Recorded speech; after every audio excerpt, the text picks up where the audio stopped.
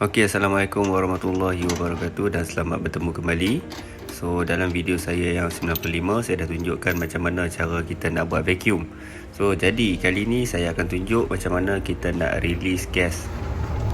So, yang ni adalah pipe discharge, pipe yang bersaiz 2 hole ni. So, gas daripada outdoor setelah melalui proses mampatan, penyujukan, so akan keluar melalui tube ni lah. Dan kemudian lepas dia lalu daripada tube ni, dia akan pergi ke kita punya indoor. Pada bahagian indoor berlaku proses heat transfer dan akan return melalui kita punya suction line, pipe yang bersaiz 3 hole ni lah. Okey, itu secara ringkas lah bagaimana kita punya outdoor ni beroperasi. Tanpa melengahkan masa, kita akan tunjukkan macam mana kita nak release gas ni daripada outdoor. Dengan menggunakan Allen key, so kita akan buka yang pipe kecil dulu, pipe discharge. So kita release perlahan-lahan lah. Ini cara saya lah, saya release dulu dan biar sampai semua gas keluar. Kemudian baru saya akan buka yang lagi satu. Kita akan buka sampai habis dia punya valve ni, tapi janganlah sampai terlalu ketat. Bila ada sampai dia punya stopper tu, okey, cukup berhenti sampai situ je, tak perlu kasak-kasak. Seterusnya kita buat proses yang sama pada bahagian suction. Sama juga, bila dah sampai dia punya stopper tu, kita berhenti. Semasa aircon belum dihidupkan, kita punya pressure akan tinggi dan sebaik saja kompresor kita jalan, pressure akan mula menurun semacam yang kita tengok dalam kita punya manifold gauge ni.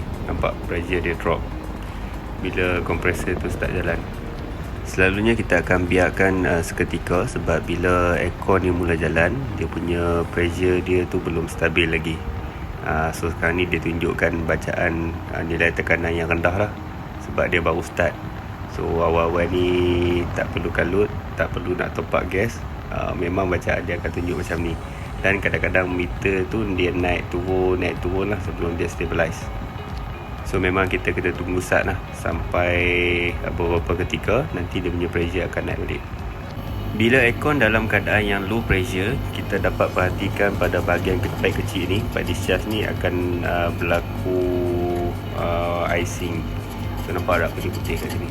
So kalau simptom yang sama juga kita boleh tengok untuk aircon yang kurang gas.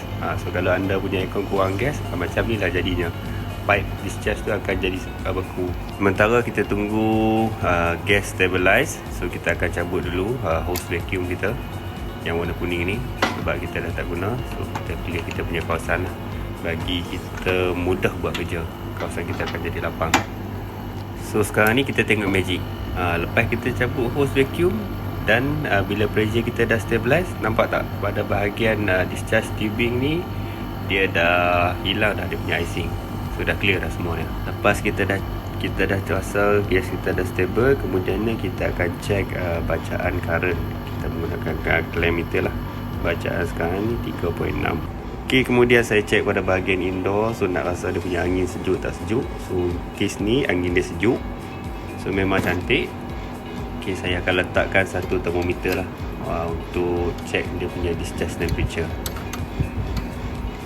Dan sekarang ni bacaan discharge temperature yang saya dapat adalah sekitar 24 darjah Celsius lah. Okey, kemudian kita perhatikan kita punya tekanan sekarang ni sekitar dalam 135 PSI lah. Lebih kurang macam tu lah. So normal lah kalau macam ni. Oh, tak lupa saya juga check saya punya intake temperature. So saya ada satu lagi termometer dan termometer ni saya letakkan pada bahagian atas indoor. So suhu bilik yang masuk ke dalam indoor, so kita measure dekat sini.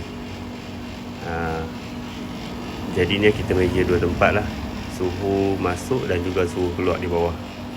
Dan panduan ringkas, so perbezaan suhu antara atas dan bawah untuk aircon yang elok selalunya adalah lebih daripada 8 darjah Celsius.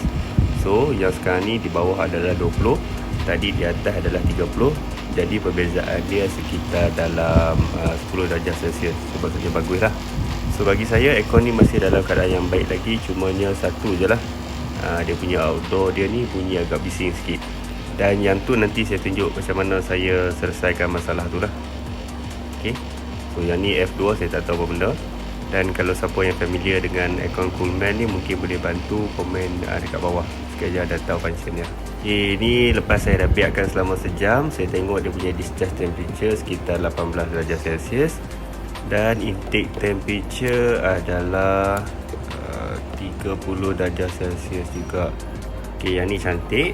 Dan kemudiannya saya check pressure. So sekarang ni kita dekat dalam 150 PSI. So semua je normal. Dan sekali lagi saya cuba check dia punya current sekarang ni lepas dah running sejam 3.8, bersamaan dengan kita punya nameplate yang spec dia ada dekat nameplate lah 3.8. So sama. So far nampak semua masih dalam keadaan yang okey lah. So kalau kita tengok pada bahagian kedua-dua tubing, so basah, memang cantik lah. So jadi ni lah cara macam mana saya check aircon sama ada okey ataupun tak okey. So sekian, terima kasih. Jangan lupa like dan subscribe. Assalamualaikum.